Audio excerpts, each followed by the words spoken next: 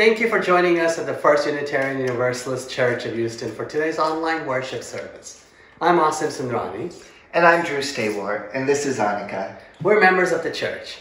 During difficult times, we can share some of our own spark to help others uncover theirs.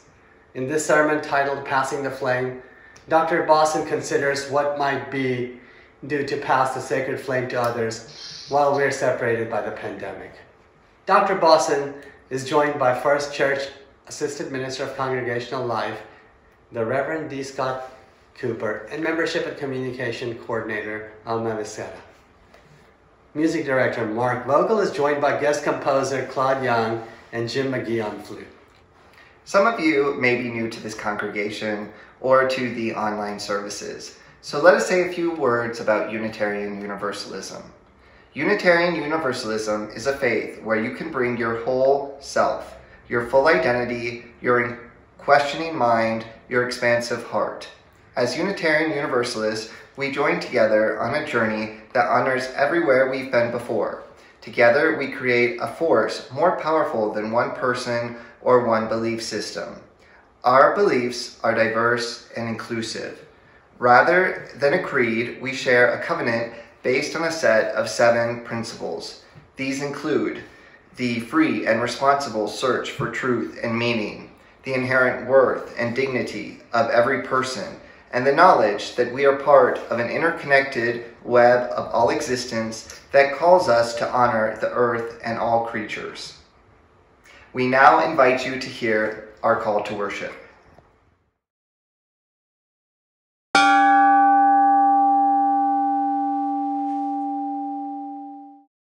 Each day is a day of Advent, a day in which mystery, wonder, is revealed in our ordinary world.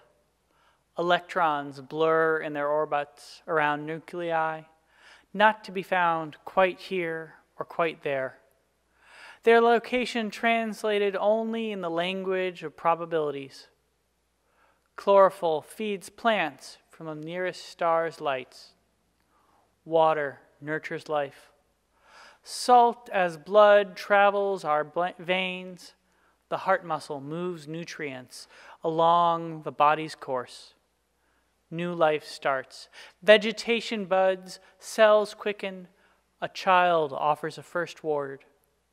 Life ends. Leaves crumble, a last breath is taken. In between so much marvel, papery gills on a forest mushroom, the drone of a song, the complexity of human community, the world is filled with mystery. Let us open ourselves to it. Let us open ourselves to the beauty around us and the sacred fire within us.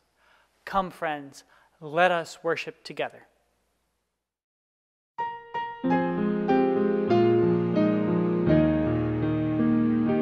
Celebremos compartiendo nuestras vidas, encendiendo esta luz.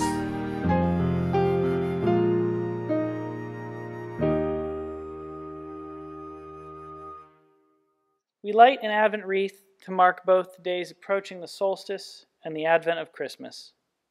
Inspired by the neo-pagan tradition, the first Sunday of December, we lit a candle in the south, honoring the element of fire. Fire burns away the old and creates space for the new. We kindled that flame again this morning. Next, we lit a candle in the east, symbolic of the element of air. Air gives the gift of breath and of spirit. Without it, we are not. Today, we light a candle in the west, a candle for water. We are born of water. We come from the watery wombs of our mothers. Watery blood flows through our veins, sustaining us. Like life, water ebbs and flows. Blessed be.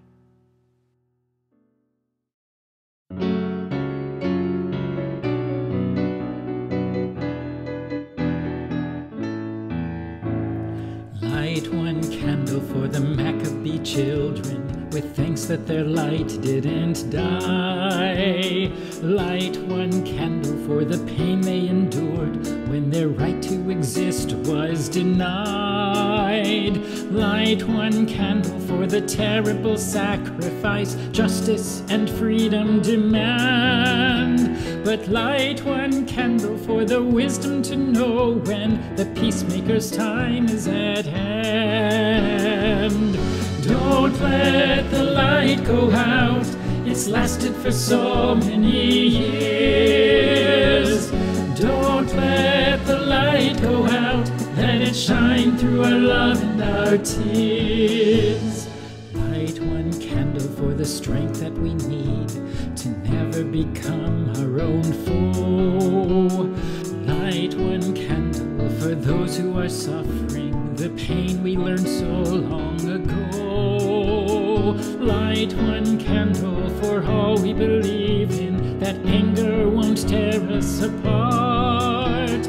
And light one candle to bring us together, with peace is the song in our heart. Don't let the light go out, it's lasted for so many years. Don't let the light go out, let it shine through our love and our tears. What is the memory that's valued so highly? We keep it alive in that flame. What's the commitment to those who have died when we cry out they've not died in vain? Have we come this far, always believing that justice would somehow prevail? This is the burden, and this is the promise, and this is why we will not fail. Don't let the light go out, it's lasted for so many years. Don't let the light go out, let it shine through our love and our tears. Don't let the light go out, it's lasted for so many years. Don't let the light go out, let it shine through our love and our tears.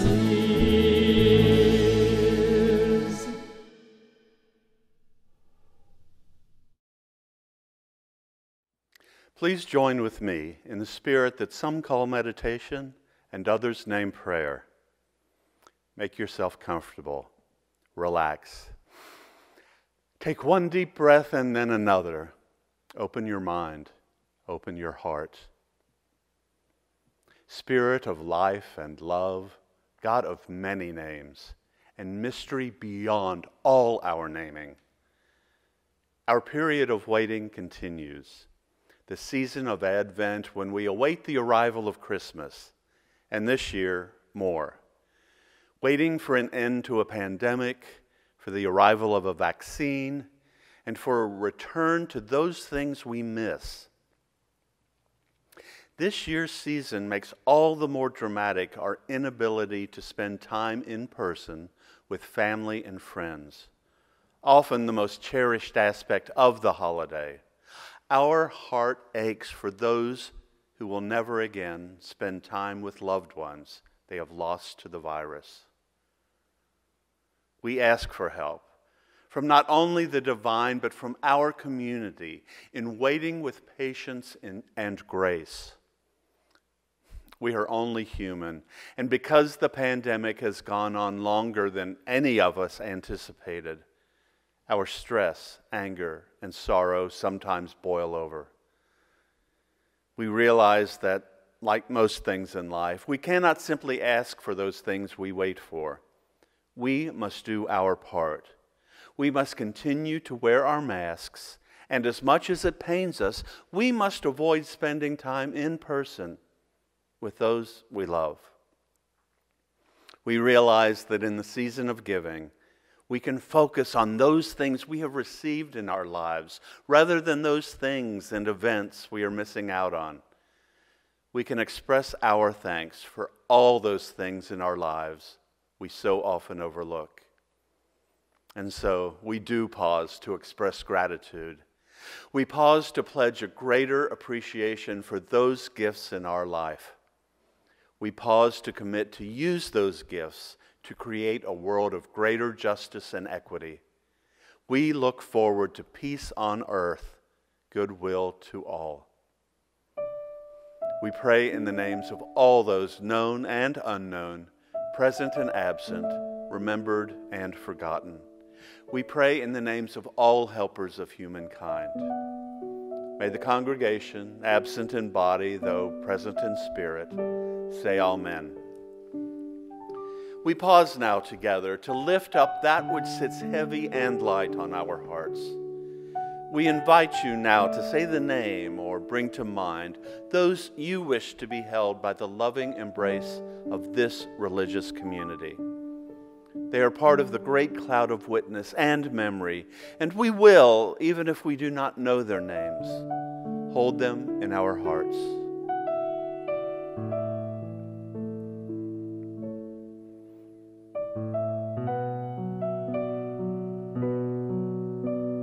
In this great cloud of witness and memory, amid this beloved community, we hear these names and hold them in our hearts. Let us remember the suffering and joy amid and among our community that we do not know. We pause in awe and wonder of the mystery that is life, in the spirit of love, in the spirit of hope, and in the spirit of compassion. I invite each of you to enter into a time of silent prayer, meditation, or reflection.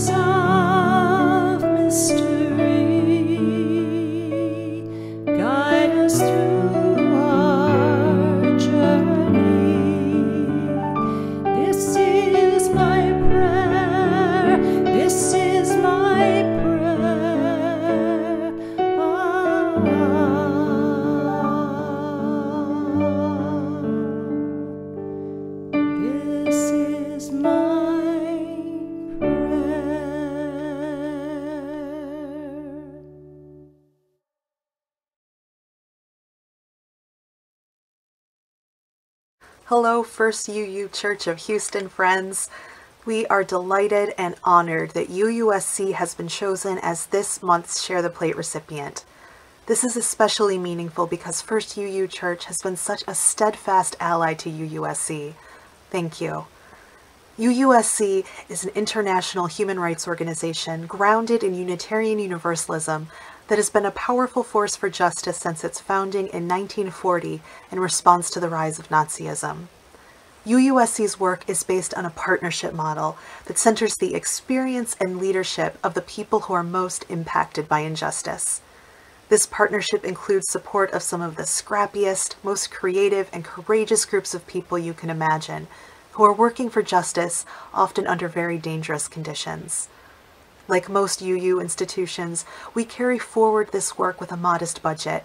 We work smart, we strive to be agile, and our work with our grassroots partners has proven to be a very effective way to make a tangible difference in the places where people are often left behind by larger, more bureaucratic organizations. We are able to do all that we do because people like you, indeed some of you here at First UU Church of Houston, make it possible with financial support.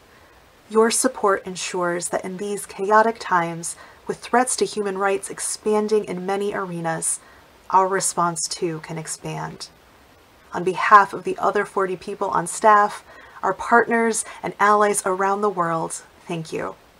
Thank you for your generosity and your commitment to human rights in this critical time. We couldn't do this work without you.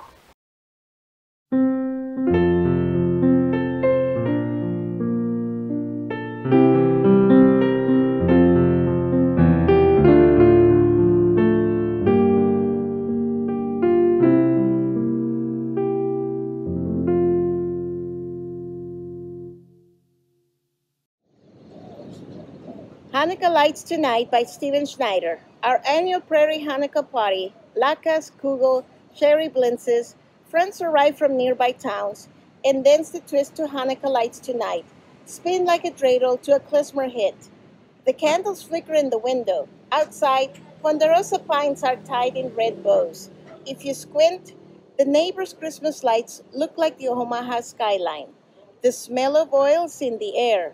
We drift off to childhood while we spent our guilt on baseball cards and matinees, cream sodas, and potato niches. No delis in our neighborhood, only the wind howling over crushed corn stalks. Inside, we try to sweep the darkness out, waiting for the Messiah to knock, wanting to know if he can join the party. Our second reading is Burning of the Old Year by Naomi Shihab Nye. Letters swallow themselves in seconds. Notes, friends tied to the doorknob, transparent scarlet paper, sizzle like moth wings, marry the air. So much of any year is flammable, lists of vegetables, partial poems, orange swirling flame of days. So little is a stone. Where there was something and suddenly isn't, an absence shouts, celebrates, leaves a space. I begin again with the smallest numbers. Quick dance, shuffle of losses and leaves, only the things I didn't do. Crackle after the blazing dies. We light this menorah and say these blessings in honor of Hanukkah, the Jewish tradition, and the members of our congregation with Jewish heritage. Baruch atah Adonai Eloheinu melech haolam asher kiddushanu v'tzivanu lahikner shel Hanukkah. Blessed are you, Lord our God, King of the universe, who has sanctioned us by his commandments and has commanded us to kindle the lights of Hanukkah.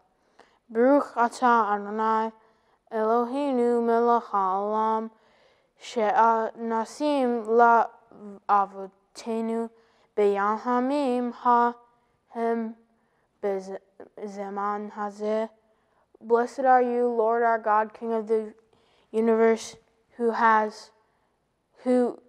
wrought miracles for our fathers in days of old, at this season.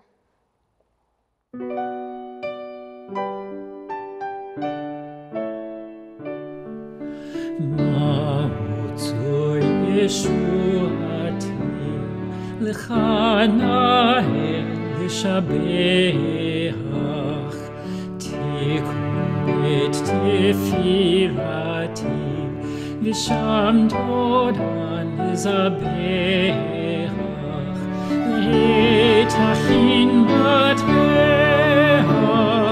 Mitzaham Nabeach Azegmor Beshir Mizmor Chanukah HaMizbeach Azegmor Beshir Mizmor Chanukah HaMizbeach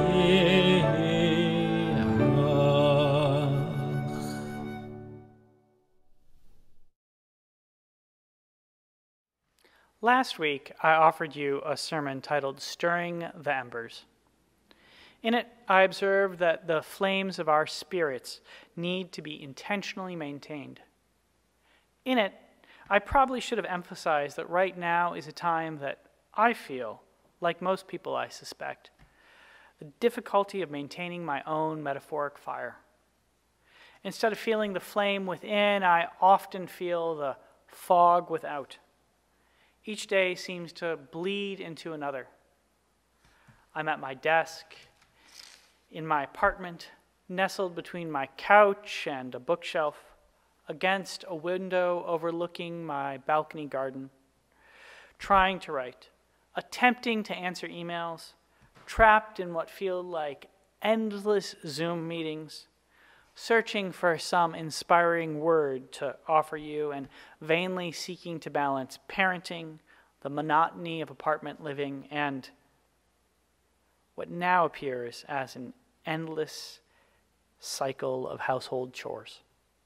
Cook a meal, clean up after the meal, do some laundry, empty the cat litter, sweep the floor, water the plants, attempt to wait patiently for cool weather sprouts to crack above potting soil, order some things online, queue in a masked line for others. There's a mighty sameness to it all. Fog upon fog upon fog. And in this fog, I find it difficult to discover a fire that can cut through and provide a spark of connection to the sacred. Such a spark seems both needed and challenging to encounter in these times of pandemic. It's there just as surely as it is possible to fumble through the haze, rummage amid overcrammed drawers, and find a match to strike and push back the murk. But that does not make it easy to discover the flame. I use the metaphor of fire because fire has long been understood as an instantiation of the sacred. This Sunday falls in the middle of Hanukkah, a minor holiday that recounts a small miracle of fire. There were oppressors who occupied the land and defiled the temple. They were defeated. The temple was re-entered by the victorious defenders of the land and the faith. They were called the Maccabees, and the temple was rededicated. And so, the Talmud, the collection of stories and wisdom from the ancient rabbis, recounts, they searched and found only one bottle of oil sealed by the high priest. It contained only enough for one day's lighting. Yet a miracle was brought along with it, and they lit the oil for 8 days. This Hanukkah story might provide inspiration for us in these days when it can feel like our own reserves, our own stories of sacred fuel are running too low to last much longer. We are now 9 months into the pandemic. The news of the vaccine suggests that it will be at least another 7 before our lives will be able to return to something of what they were in the before times. Between now and then lies much devastation. More than 3,000 people a day are dying in the United States. Hundreds more will be dead from the virus by the summer. Staying safe and not further spreading the virus through these times requires continual physical distancing and mask wearing. Caught as we are in the monotonous rhythm of such practices, we can feel like the Maccabees. Rummage as we might, we may only find enough holy fuel for what should be another few days. Surely it will not last us the balance of our epoch of plague and pestilence. Since this Sunday falls in the middle of Hanukkah, I want to frame my remaining words to you with 2 stories about the divine, fire, and the difficulty of encountering them. Both of these stories come from the Jewish tradition by the way of the theologian Martin Buber. They each concern the Baal Shem Tov, the master of the good name, also known as Rabbi Israel ben Eliezer, the founder of Hasidic Judaism. The Baal Shem Tov was reputed to be a great and holy man. He conversed with the divine. He had mystical visions. He worked miracles with his words. He left tales of wisdom and devotion that have inspired the generations. Our first parable is this. It said that the Baal Shem's disciple and chosen successor, the Rabbi Dov Ber, once begged heaven to show him a man whose every limb and fiber was holy. Then they showed him the form of the Baal Shem Tov, and it was all of fire. There was no shred of substance in it. It was nothing but flame. My second parable might be familiar to some of you. I offered a version of it from Gershom Scholem in one of our early online services. The two versions vary. I'm not going to recount Scholem's narrative so that you can make a comparison. I mentioned the differences between the two as a reminder that tradition is constantly being interpreted and reinterpreted. The Talmud itself, that great repository of rabbinic wisdom, being something of an exercise in argument and commentary upon sacred scriptures, and upon commentary upon sacred scriptures, and upon commentary of sacred scriptures. Buber's rendition of our second parable runs something like this. It's told that when the Baal Shem Tov saw his people threatened with calamity, it was his custom to go to a certain part of the forest to meditate. There he would light a fire, say a special prayer, and the miracle would be accomplished and the misfortune averted. Later, his disciple, the Rabbi Dov Ber of Mishkrich, feared disaster, and so he in turn went to the forest and confessed, "Master of the universe, listen. I do not know how to light the fire, but I am still able to say the prayer." And again, a miracle came and disaster was averted. Ruin threatened the next generation, and so Rabbi Moshe Leib of Sasova went into the forest once again. Opening himself to prayer, he admitted, "I do not know how to light the fire, and I do not know the special prayer, but I know the place, and this must be sufficient." And it was sufficient, and a miracle was brought about, and his people were saved. In the fourth generation, Rabbi Israel of Riskin learned that ruin was coming. And so he sat in his armchair, and he put his head in his hands, and he spoke to God, "I am unable to light the fire, and I do not know the prayer, and I cannot even find the place in the forest. All I can do is tell the story, and this must be sufficient." And it was sufficient. God, Buber tells us, created humanity because God loves stories. In the first parable, the great Baal Shem Tov is depicted as a creature of pure being. Fire is equated with being. Being is fire. To see fire is to encounter being itself. Rabbi Dov Ber was, like his master, a great and holy teacher. In giving him the gift to see the fire of being, the divine strengthened his own flame. The story might remind us that when our own spirits are low, our own flames die faint blue, we might seek inspiration in others and recognize how to stoke the flames again. If being itself is fire, then the second parable is about humanity.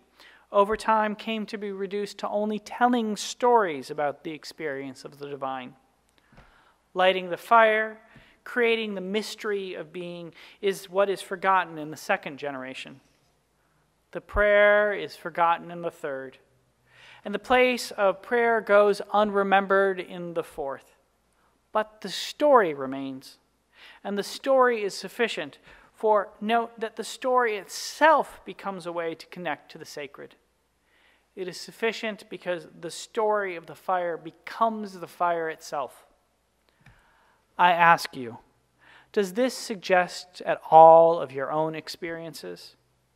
Have you ever heard a story that stirred up in you, like a fading ember prodded into a flame, a flash of contact with the divine?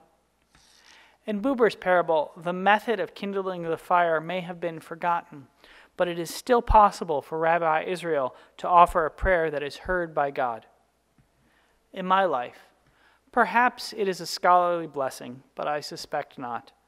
I have encountered numerous stories of blessed fires that have been. I have found scriptures recounting the words and deeds of long extinguished saints, martyrs, and teachers. Some have counseled that giving ourselves over to the sacred means forgetting our own selves. Here I think of the Pauline epistle with the words, "Our God is a consuming fire." Others have warned that being itself is a delusion, and the objective is not to kindle the flame, but to extinguish it. The Buddha warned, all is burning. The eye is burning, visible forms are burning, visual consciousness is burning, visual impression is burning. Also, whatever sensation, pleasant or painful, or neither painful nor pleasant, arises on account of the visual impression, that too is burning. The goal was not to feed the dying flame, but to become dispassionate, detached, and ultimately liberated, and let the being that fuels our lives become exhausted. Some texts recount humble acts of compassion transformed into miracles, sparked into flames.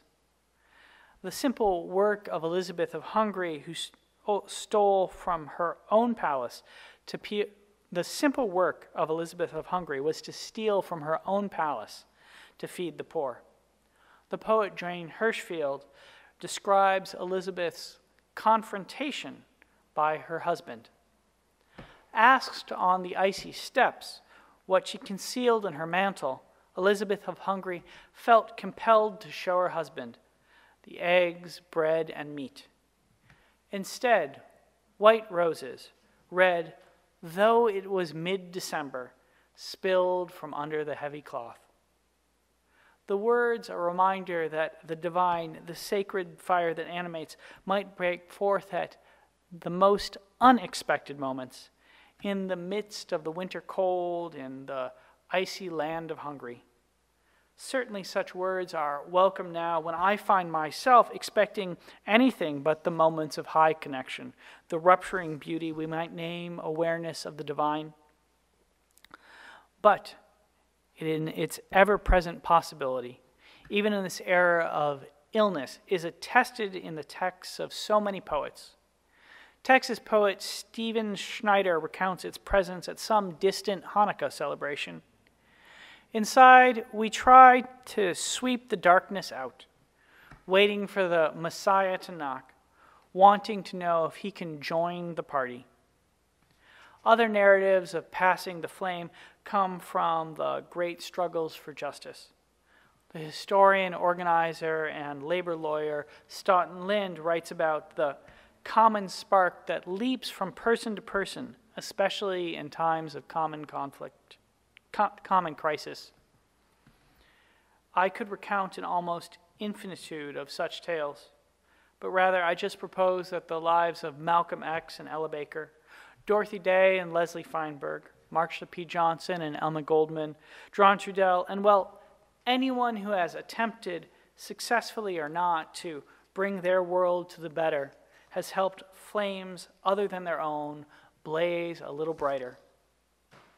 All of these stories, these poems, these words are like the story of Rabbi Israel, reminders that those tales of a fire that once was can sometimes be sufficient to spark what remains and offer the possibility of connection with the holy. When I use such terms as the divine, the sacred, or the holy, I might remind you, I simply use them to point to the experience of pure being, of warming myself to the metaphorical flame that is embedded within the human life. You know of what I speak. You might prefer other terms for it. Opening ourselves to awareness. Call it connection to God, or label it in simply pure humanistic terms as living entirely in the present moment. But it is something that is not only available to all of us, it forms each of us. We each have these experiences. We remember them. We seek to recreate them. We tell stories of them. We share them with others. Sometimes the spark carried from someone else's story ignites our own. Sometimes it merely warms and then flickers out. Other times it prompts a sacred fire that burns ever so fiercely. This is what tradition is, and it is why we celebrate holidays, to tell the stories of sacred fires and to kindle new ones. Sometimes, like in the story of Rabbi Israel and the forgetting of the fire, the prayer, and the place, the tradition only contains a memory of the fire. Occasionally, even that is forgotten. Other times, the story of the fire itself is sufficient. And yet, in some cases, the story of past fires inspires us to go out to seek or to create our own fires. I tell you this in the midst of the strangest holiday season any of us have ever known. We are in the midst of Hanukkah. The year of plague and pestilence is the first that this year of plague and pestilence is the first in many that has not contained for me some kind of party or gathering to celebrate. Sure, there are online services and Zoom get-togethers, but there is no standing in my friend's kitchen while she fries latkes and we debate about recipes. No cooking applesauce with my mother or sharing a glass of wine with my father or watching my children light a menorah together. To be certain, I will cook latkes, and my own somewhat untraditional take mixes sweet and russet potatoes. And my son and I will light the menorah, but it will not be the same. Its lack of sameness will be likely a source of difficulty, a reminder of the horrors of the hour. Even if we celebrate, we do so while Mitch McConnell's do-nothing Senate ignores the plight of millions who are faced with food insecurity and eviction and homelessness and desperation. And yet, it will also be a source of stories to come. What traditions will you kindle?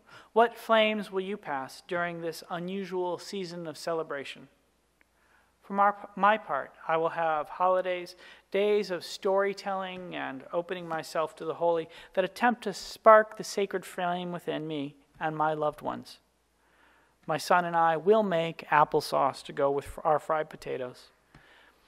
We will kindle our flames, and good multi-religious Unitarian Universalist that we are, we will also decorate a tree, exchange gifts, make peanut brittle Christmas cookies, and for myself, a small batch of potent aged eggnog. First Houston will offer our annual holiday services. Last night, Christian, Scott, Asa, and I carefully lit an empty sanctuary full of candles for the Christmas Eve service. It was differently beautiful. Some hundreds of candles quietly flickering along the wooden pews, calling into the space the graceful flames of the absent congregation and the holiness of the season. In the empty but full, or was it full but empty, sanctuary, I thought of Naomi Shivas-Nai's words, where there was something and suddenly isn't. An absent shouts, celebrates, leaves a space. Your present absence in this space has created a space for virtual celebrations. Next Sunday, there will be an online pageant, and there will be a solstice service with a burning bowl.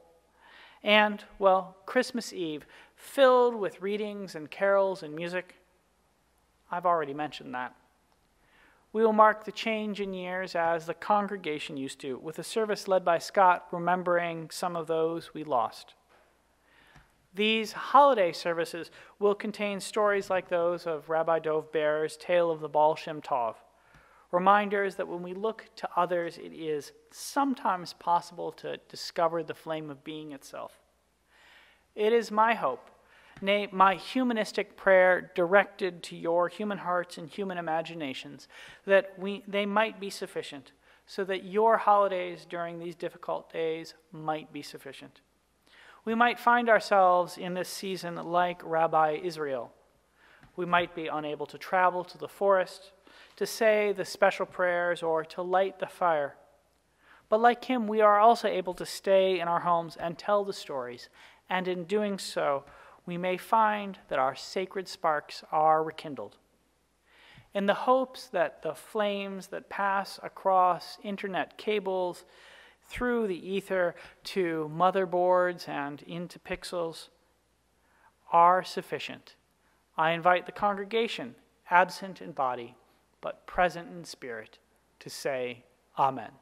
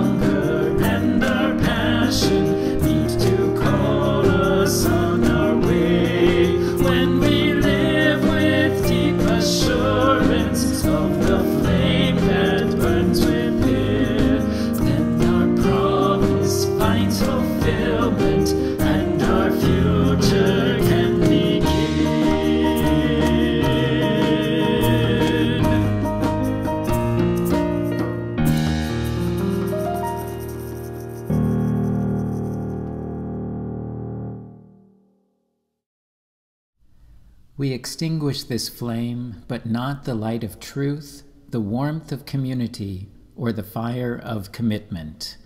These we carry in our hearts until we are together again.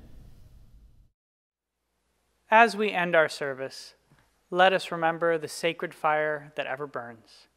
May we find it in the stories we share, in the flames we kindle, in the foods we make, and in doing so, may we, in whatever ways we can, share that sacred fire with others. Amen, and blessed be.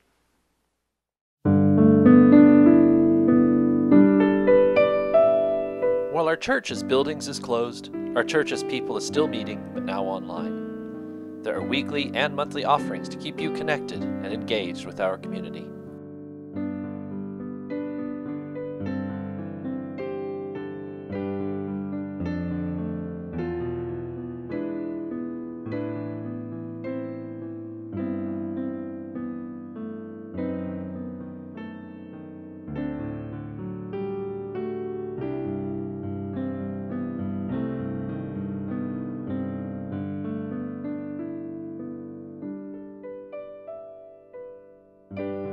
Join us this morning at 11:30 for the Coffee Half Hour.